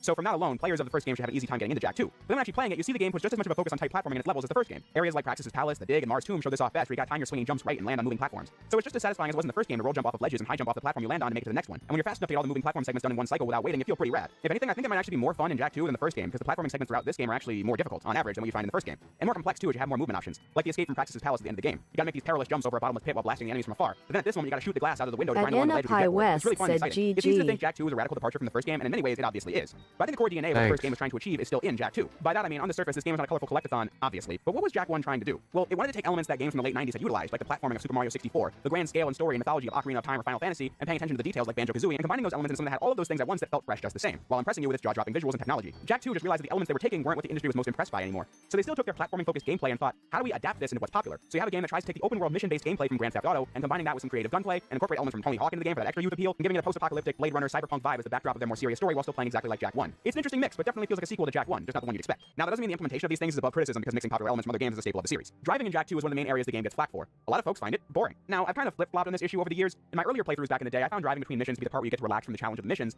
That issue we'll talk about later, don't you worry. But then when I got better at the game, I tended to think that the long commute between areas just took up too much time in my playthrough. Now, I think there's still truth to that. You start in the slums, then you gain access to this industrial district, a long sequence of passageways that leads to the port at the bottom of the map. You then gain access to the left side of the map where the gardens and bazaar are located. And at the very top of the map is the stadium that leads to the main town, which is the most developed area, and West palace said at the very you're center, which stands welcome. tall above the rest of the city. The map in this game is pretty large. So when you're in the port at the bottom and your next objective is located at the stadium, that's a pretty long drive. Same for being in the gardens and having to go all the way back to the slums and talk to Torn or whoever. It's just a long commute from area to area since there aren't a lot of shortcuts or easy ways to do it. However, I find the act of driving in Jak 2 fun. Like GTA, you get around by stealing people's cars, but technology has evolved in the Jak world to where the zoomers you rode in Jak 1 are now capable of full flight and have different classes. The basic zoomer is the fastest and the one you best grab if you want to move quickly. However, these are pretty vulnerable and blow up easily. Therefore, if your mission is to destroy something on the move, you're best grabbing a heavy vehicle which turns worse and moves slower, but the boost in defense is worth it for these missions. Sometimes you'll find a Crimson Guard bike just sitting around unoccupied, and these are the best moments because then you feel all the benefits of grabbing that sweet ride, a fast hover bike with a cannon on the front, just without instantly setting the whole city on alert. When piloting these vehicles, you have to switch between the low zone and the hover zone, and I just think it's fun going really fast and weaving in and out of traffic by going high and going low, especially when on the run from the guards. So my overall stance is, at some moments driving can get old if it goes on for a few minutes, but for most of the game I find it enjoyable. Even more fun than that is the new jet board. Jak and Daxter get their hands on a hoverboard that you first test out in this skating rink where you have to do combo tricks to get high points. This thing feels great to use, to the point where in this playthrough, when my drive was short enough, I'd even just take the jet board to where I was going, because then I go mad at the tricks and the grind rails getting from place to place. If you do a perfect 360 spin, you get an instant speed boost, and the controller vibrates when you land, which is great feedback. R1 allows you to do basic tricks like spins, but on L1 you do these crazy combo tricks that grant you more points for comboing them together without touching the ground, and just looks really sick. As a Jak 2 vet, using the jet board to get through basic segments gets more enjoyable with each run. Especially this late game mission in the strip mine that makes you use the jet board to grind on rails. Getting through here without dying and while maintaining the speed from the board is some good fun. But of course, if we're talking about Jak's extra gear, there's one elephant in the room. Zeke, Pierre Capitan here and his friend. Bonus. If you want to see what that baby can do, try the gun balls outside. Show me some skill with that hardware, and I'll hire you for a job or two, eh? After the 5th mission, Jak and Daxter meet Crew and his right-hand man, Sig. Crew sends the three of them to hunt down some metalheads, but to make sure Jak has the firepower to watch Sig's back, you're granted the morph gun. I absolutely love everything about the morph gun. In Jak 2, you have access to 4 weapons. First is the red scattergun. Shortly after, you get the yellow blaster, and a bit later, you get the blue Vulcan barrel. And towards the end of the game, you get the dark peacemaker. These are 4 modes that the morph gun switches between. 4 modes the player switches between with the 4 D-pad buttons. The morph gun switching between these 4 settings is one of my favorite animations to look at in the game. Most of the time, you won't even see it as the camera's behind Jak. When you do look at it, it's cool the gun doesn't just click or pop between settings. You can actually see the barrel change shape when switching between the modes as Jak holds each one differently and fires each one differently. It's such a neat way to bring guns into the Jak and Daxter series. You don't play as Jak firing some realistic assault rifle like in Shadow the Hedgehog from 2005. This is a sci-fi weapon that you want to see up close since it's so original. You also want to see the various animations they gave Jak and Daxter when using it. I do say Daxter because they allow the player to fire guns while driving by having Daxter grab the morph gun from Jak's back while he's the one driving the vehicle. They also made each mode of the morph gun tie back to mechanics from the first game. I mentioned earlier that as a result of Praxis' Dark Eco experiments on Jak, he no longer has the ability to use eco powers or interact with precursor artifacts like he did in Jak 1. But these guns are all made using the various eco types as ammunition. In Jak 1, red eco made your attacks more powerful and allowed you to easily wipe out small groups of close-by enemies. The scattergun is a weaponized form of red eco that you use to blow enemies back from close range. Yellow eco allowed Jak to shoot fireballs out of his hand, and so the blaster is your basic gun that used to shoot enemies both close and from afar. Blue eco made Jak run faster, so naturally the Vulcan barrel shoots rapidly across the screen. And the peacemaker uses Dark eco to unload electric destruction all over the screen. These are very basic video game gun archetypes like the shotgun, the rifle, the Gatling gun, and the grenade launcher, but they take these familiar ideas and just give them a Jak and Daxter twist. Jak 2's gunplay is very unconventional, but I love it. When you get the hang of it, there's nothing that plays quite like it. For example, you can't strafe around enemies in Jak 2, but I don't think I ever needed it because they designed weapons that were meant to be used alongside Jak's existing moveset. If you need distance, you roll jump away from the enemies and start shooting them, and the generous auto aim will do the rest. Each weapon just feels really useful throughout the game. Like if you see a crowd of small enemies come rushing your way, you know to bust out the scattergun and tear them to pieces. If you're in combat with the bigger enemies, you spin, kick, or punch them first and then fire the blaster to do 3 shots right on them. Something you get taught when you first unlock the weapon. When enemies are firing at you from afar, the Vulcan barrel will stop them dead in their tracks as you unload your ammo upon them, and then when surrounded by enemies or a tough boss in the late game, you use the peacemaker to level the playing field. Not that there's only one use for weapons. As the blaster is great with distance, it just doesn't have the stun power of the Vulcan barrel. The scattergun can put some room between you and the bigger enemies as its range is pretty big, but the rate of fire is slower than the blaster and less precision than the spin kick blaster maneuver. But all the weapons are viable in most combat situations, but each weapon does shine in its own areas. And for the millionth time, I just love the sound effects. That's not to say every method of combat in Jak 2 is a hit. One of the main things advertised in this game is Jak's new transformation, Dark Jak, that has been unleashed thanks to the experiments. Defeated enemies will drop Dark Eco that fills up this gauge around your health bar. When it's full, you can press a button to become Dark Jak, but this barely gets used throughout the game. Your melee attacks are more powerful in this mode, but you go flying all over the screen to the point you can barely control yourself. When activated, you're also stuck with it until the bar is depleted, meaning that if you do use it, you want it to be worth the full bar of Dark Eco, and most situations aren't like that. You can't use any weapons either. This is absolutely something you only use when you're desperate and surrounded by enemies. Otherwise, it's just not that useful. It kind of creates a weird disconnect between the gameplay and the story, since cutscenes say Jak's suspicious dark side and the transformations I never use it, so yeah. You do get upgrades for Dark Jak via Metalhead Skull Gems that you give the Precursor Oracle. These are fun to use, like the Dark Bomb that clears enemies or the Electric Dark Blast that clears boss health bars, but again, it doesn't make the form any more useful compared to your other options. Late in the game, you might get the invincibility mode, which speaks for itself, and then finally there's the Dark Giant where you can grow double your size and run rampant throughout the city like you're the Hulk or something. But I've never obtained this during the campaign, so it's not very useful to me. I've actually never fully completed this game as a whole. I mean, I've beaten the campaign plenty of times, trust me. But I mean that you can collect Precursor Orbs like the first game, and Daxter explains these are worth a lot now because they're rarer than they were in Jak 1. I just never bothered collecting them all because I don't see the point. Collecting all the Precursor Orbs grants you neat extras like being able to rewatch cutscenes, replay missions, and view great concept art. But if I ever want to play Jak 2, I'm just going to play the whole game, not individual missions or cutscenes. And the art's on Google at this point. For 200 Precursor Orbs, you unlock Hero Mode, a harder version of the campaign. Maybe that's worth a live stream one day. We shall see. I've never played it before, and I don't really have the time now. I mean, have you seen how long this video has been thus far? Collecting Precursor Orbs in this game involves searching for the tiniest nooks and crannies of every area, some of which are only accessible once in the campaign, and are otherwise just doing busy work like going through rings or reaching a destination before time runs out. Needless to say, I'm just fine doing the campaign. Although I should note, Hero Mode is unlocked with 200 orbs, and there are 286 in the game, so you can miss a few, which is nice. But I'm now wildly off subject from what I was talking about a few moments ago, which was the game's combat. I was saying that it was pretty balanced and fun. I wasn't sure if I should just start out by saying I thought it was balanced well because that's not the common consensus. One of the main abilities Jack has with his guns is shooting them while spinning in the air. So many players have adopted this strategy of grabbing the blaster, jumping, spinning, and firing, sending shots all over the screen in the hopes they kill the enemies, believing this to be the dominant strategy of Jak 2. I used to play like this myself, but in more recent years I stopped doing that as much. Only doing that when I had no health left and needed a quick Hail Mary before I got killed in the hopes I'd survive. But this is a bad strategy to rely on for most of the combat situations in the game. This video by PowerCell Zeke explains it pretty well. I'll link it below. When I first watched this video, the things I had been noticing about the game's combat were definitely validated, but I'll quickly sum it up. The jump, spin, shoot strat leaves up to chance as to whether or not your shots will hit the enemies as they just fly all over the screen in random directions. This drains your ammo like it's nobody's business. When the blaster has much more accuracy just being used normally, and when enemies are firing at you from afar, it's much easier to grab the Vulcan barrel and shoot them, blocking them in place before they die. In the metalhead nest at the end of the game, I was attacked by a group of small enemies and some big metalheads that fired lasers.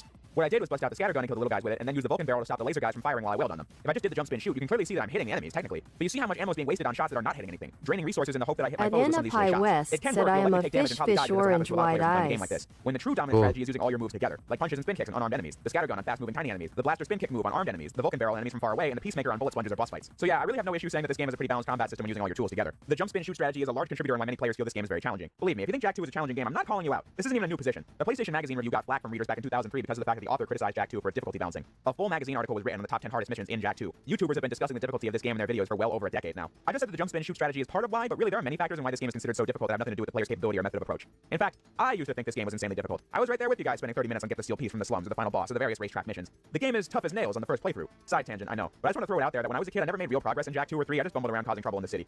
Whenever I recount this fact in the video, I then follow it up with, then later I tried to beat the game for the first time when I was older in 2011. But it really dawns on me now that there's a much bigger gap between 2011 and now than Jak 2's release in 2003 and my finally beating it in 2011. There are people older than me who have felt this much more, but I'm just saying I feel old and that's a new experience for someone in their 20s. Anyway, back to the game discussion. When fighting enemies in Jak 2, a problem you're bound to run into as a newcomer is the fact that Jak has no iframes when getting hit, so if you get cornered by a group of enemies, you'll take all that damage with no breathing room. This was true in Jak 1, but I never mentioned it because the lurkers were never the threat that the metalheads are in Jak 2. These guys are faster, have more attacks, are more aggressive, and have more projectiles, and more of them are on the screen. So now iframes will trip up players more in Jak 2 than the precursor Legacy. The other major issue with Jak 2's difficulty balancing is the checkpoints. There are several missions that just have no checkpoints at all. The escape from Palace at the end of the game is an example, but there are so many missions you could use as an example, like backing up Sig in the cavern or escorting these three morons to the Hard Mar gem. If you die, it's all the way back to the beginning of the mission. I don't think Jak 2 asks a lot of its players in the moment-to-moment gameplay, but when the consequences of failure mean a boatload of progress is lost, it just feels really punishing. But then the game is very inconsistent with this too. Some missions do have generous checkpoints throughout the game, but others simply have none. It just throws the balance of the game out of whack. You can't tell if the designers were trying to make a punishing game or were just slapdash with their checkpoint placements. The lack of iframes in the checkpoints was the biggest thing that tripped me up back in 2011, and I guess I also just thought it was funny to play up the rage because my favorite YouTubers did it, and therefore I must copy their personality to the letter. Oh, to be 11 again.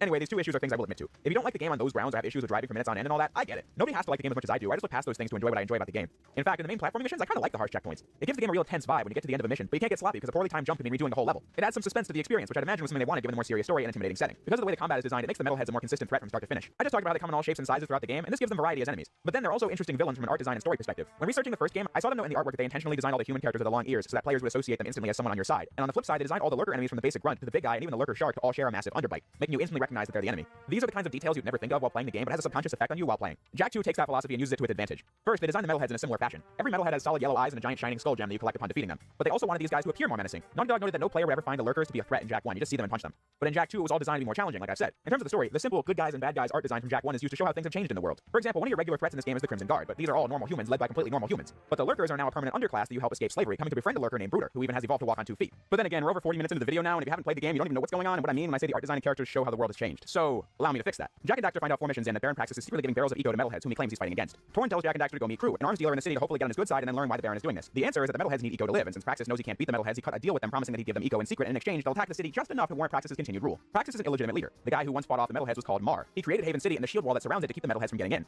The true heir to Mar's throne is a kid whose whereabouts are currently unknown. As long as metalheads attack the city, Praxis can continue his unjust rule over Haven City. It turns out that this kid the Underground's taken care of is Mar's heir, and they intend to put him back on the throne after they take down Baron Praxis. Jak and Daxter's missions do a lot of good in the Underground's cause, rising through the ranks of the group, to the point where the Shadow decides it's time to meet them after a mission in Deadtown where they stop the metalheads from destroying the sacred site, a place the metalheads seem to be drawn to. But for the duo, it's a shocking discovery that the sacred site is Samos' hut from the precursor Legacy, and that Deadtown is what's left of Sandover Village where they grew up, revealing that the rift ring the characters traveled through took them hundreds of years into the future. But things get scarier when it turns out that the Shadow is a younger version of Samos. The player might have been able to guess that they were in the future before this point. When you see that a 15 years younger version of Samos is leading the Underground, now you really want to know how the story's going to play out. As J and D meet up with Kira, who works as a mechanic, and still don't know what happened to the old Samos they knew, setting up a lot of intrigue for the second act of the story. Now, while all this serious stuff is going on around Jak and Daxter, I still think Jak 2 is a funny game. Barring the humor that was obviously included to appeal to 13-year-old boys, I think that Jak 2, in terms of comedic value, is actually funnier than Jak 1. And like Jak 1, the humor value comes from Daxter. In the first game, the humor was largely Daxter being snarky and rude to the various people you met during the game. But it's no doubt that the funniest scenes in the precursor Legacy were the ones that made Daxter the butt of the joke, which is why Samos was my favorite character in the game, as he'd roast Daxter every chance he got. But now a lot more characters are doing that, and it's just very entertaining. West said social this is so boring. Don't like you. Oh my god, other sorry. characters aren't involved. Daxter's consistently taking punishment in these cutscenes, like he's got some universal bad luck. Hello, me.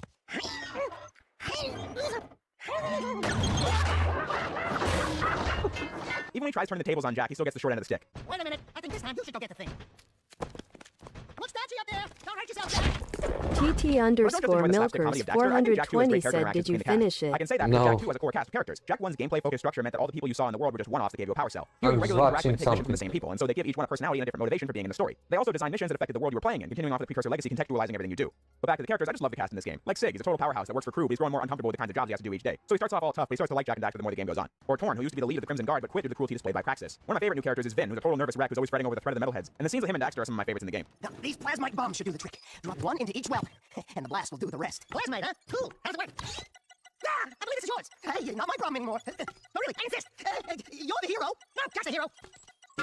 Oops. Sorry. Okay. I also love the cutscenes with Onin, a wise old woman in the bazaar who guides you when it comes to old precursor legends. But she can only be understood through her interpreter, Pecker, who's another one of my favorite characters in the game with his shameless snark. Why is Mars' tomb so important? The fabled precursor stone is rumored to sleep within the tomb, stupid. I added the stupid part. Helps that every character is really well cast and equally well directed throughout the scenes. In the 90s, games having acting at all was a bar most companies were happy to meet. But Naughty Dog was always a step above that, as early as Crash 2 getting the talented Clancy Brown to play Dr. Neo Cortex. But fast forward 6 years and you have Jak 2, where they got a lot of voice talent from the animation and voiceover world to bring their characters to life in their first truly cinematic game, such as Susan Eisenberg as Ashlyn, Phil Lamar as Sig, or Clancy Brown once again as Baron Praxis. I highlighted them specifically because they were on Justice League, which aired on Cartoon Network at the time, so that gets special mention. But everyone here was talented and passionate about the project and in awe over what Naughty Dog was achieving with this game. Although on the subject of Baron Praxis, I find him to be a pretty interesting character. We see several sides of him throughout the game. First is the guy we want revenge against for what he did to Jak, then as the ruthless dictator ruling the city. You see this side of him through these propaganda-spewing speakers placed throughout the city where he speaks to the people about how he's protecting them from the metalheads and these other lies. It's fun to stop and listen to these when you actually follow the story. You know he's trading eco with the metalheads, but here he is getting on the mic talking about how he's bravely putting a stop to the assault in the city. West said, learning no light to book. I assure you, there's absolutely no metalheads in the city. Anyone who contradicts this fact will be shot. The current situation is merely an elaborate propaganda hoax perpetrated by the outlawed underground militias trying to subvert our laws and discredit those who protect you while you sleep. Pay no attention to this foolish hoax. There are no metalheads within 100 miles of this city. But things get complex when you learn that he's not trading eco with the metalheads to help them. He wants to destroy them, he just doesn't have the power to do it. When talking to Errol, he says this. He's toying with us. Let me leave the salt on the nest before it's too late. I can take him. Patience, Commander. No one has ever penetrated the metalhead nest, you know that.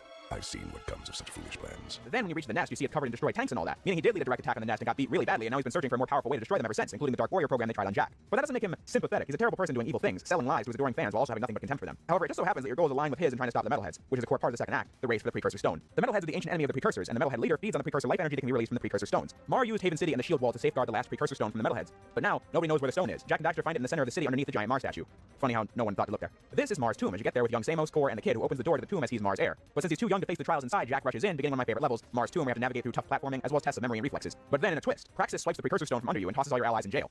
This is a cool moment for the story because we see different character motivations colliding and causing conflict. It turns out that Praxis knew they were about to make a move on the stone because Torn told him. Praxis threatened to kill Ashlyn, his own daughter, who Torn has affection for. Something the story set up as a sore subject earlier on. Why didn't you tell me Ashlyn was Praxis' daughter? What's your connection with her? That's none of your business. So he put that before the cause of the underground. He's quickly forgiven as you must lead a daring rescue mission inside the fortress you escaped from at the beginning of the game, but getting out was much easier than getting back in as the guards have new armor that allows them to take more damage and you have to carefully use the jetboard to grind through these laser cannons and electricity waves. It's an intense mission I always look forward to when playing the game. Once you rescue your teammates, you also find the older Samos trapped in the prison as well as the two versions of Samos bicker back and forth like it's nobody's business. We need to find the kid pronto. What are you talking about, old growth? The kid already opened the tomb. Our top priority should be to disrupt the Baron's forces. Oh, look who thinks they've sprouted. If you were half as wise as I am, you'd know that the proper course of action is to find the kid. It then becomes an element of the story that Jak, Daxter, and the old Samos help the young Samos grow to get the sagely powers you know he's supposed to have after having played the first game. And then Kira reveals to the old Samos alongside Jak and Daxter that she's rebuilt the Rift Rider they went through at the beginning, but is missing the Heart of Mar Gem and a device called the Time Map, which are in Crew's hands. But he's currently working with Praxis to use the precursor stone to build a bomb capable of destroying the metalheads that will also destroy the entire world in the process. So the third act is a quest to stop the stone from being used to create that bomb, with nobody knowing that all their efforts are in service of the true villain's machinations. Core, what's going on? I'm sure you know. Deep down in your darkest nightmares. We've met before, remember? Everything's going exactly as planned. At the 11th hour, it's revealed that Core was the metalhead leader all along, disguised as a human to get into the city, join the underground, and help them undermine Praxis. Right before the reveal, the city goes on high alert as metalheads are attacking. A lot of things went into this happening, so I shall explain. As the reveal of Core's true identity allows players to recontextualize the story. At Anapai West said, face purple open box, I found a box. Even longer game. He would take the Baron's eco and apply the pressure by saying he's at his wit's end with the slow eco deliveries. Meanwhile, he'd receive intel on Praxis of being a member of the underground, like this part here. And we overheard a secret meeting with the leader of the metalheads. You saw the metalhead leader? No, he was on some communicator, but we heard him talking with Baron Praxis. The Baron is priming the metalheads with eco.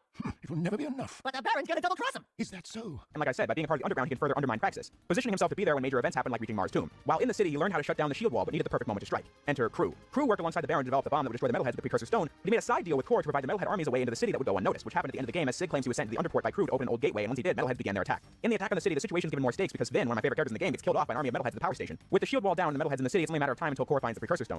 And after being beaten by Metal Core, Praxis reveals to Jak that the stone was placed inside of a backup bomb before dying. He also mentions that he made Jak the way he is now with the intent for Jak to defeat the metalheads, showing how even in his final moments, Praxis is thinking that if Jak uses the stone to defeat Core, Praxis wins, technically, and he go to the very last. But that sets up the final mission where Jak and Daxter have to raid the metalhead nest. Precursor stone, gun, nest. Light up, Padre! I eat this. That ought to wake him up. Let's go take care of business. What? You mean go in there? I'm right behind you.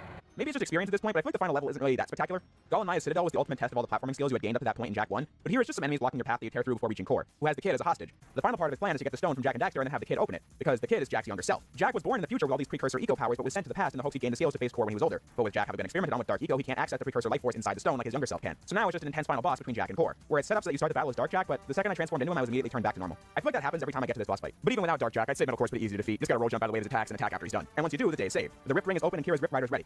But old Samos claims they need to use it to send young Jak and young Samos back to the past so that young Jak can grow up in a safer world. This turning the series into a time loop where the young Jak will always be rescued from Core by his older self and then sent back in time with the younger Samos where Jak grows up, the events of Jak 1 happen, and that causes this Jak to be sent into the future where he experiences the events of Jak 2 and then the cycle begins all over again. Although, the game quickly shows how confusing time travel can get. I sure hope I built this replica right. I don't know if It's perfect, Kira. This is the very machine we found, or will find later. What? I just built this. After seeing the first one, I mean. It's based on what I remember from the... Honey, the more you think about it, the more it hurts your head. But on that note, the weirdest thing about this whole twist is something pretty minute. Jak had this uncle character in Jak 1, to the point where there was a quote from the uncle in the manual of Jak 1, not Samos, because they obviously hadn't thought this far ahead. That's just one of those things you have to sweep under the rug to enjoy the overall story. Forget that guy ever existed, basically. And that's basically it for the story of Jak 2. With all the major villains of the game dead, the heroes celebrate, remember those whose lives are lost, and look towards the future where they rebuild Haven City. Jak, my boy, a future awaits. And after having written 11,000 words on Jak 2, I'm thinking that my point in all this might have been lost in the sauce long ago. So now that we're in the conclusion, I'll address the title of the video. Do I think Jak 2 is a perfect game? No, I guess not. I can list several flaws that I've not mentioned thus far in the video. Like how I think it's weird how the story tells us that Jak is a symbol of hope for the people of the city, but then it's a core gameplay mechanic to steal from, bump into, and attack the citizens. I try not to hurt anyone when I play this game since that's just not my style, but to get around, you have to steal vehicles on the regular. Kind of a weird mismatch between the story and the gameplay. I never look forward to these missions with this clunky mech suit that come at the end of the game. I think these rail shooting segments are all boring, and I think things start getting padded when you have to rescue lurkers for a second time at the end of the game, but none of that really matters to me. Jak 2 is not perfect by any means, but for me, it comes together like no other game. It's such a satisfying mix of different elements that all work in isolation and put them together in a fun way. It's unorthodox for sure. You probably won't like it if you're an adult playing it for the first time, but when it clicks, it really clicks. It's without question one of my favorite games to ever be made. I specifically called it a misunderstood masterpiece because, well, I obviously think that its writing and world design and gameplay are masterful, but then I just see this game written off as a dated product of its time so often. Made by a studio desperate to be one of the big kids, but too afraid to let go of the cartoony roots. I just don't see that in Jak 2. I see it careful, all-in effort to make a next-generation game that, like its predecessor and the Crash games before it, sought to raise the bar on storytelling, voice acting, Okay, thanks guys. I'm done. Bye.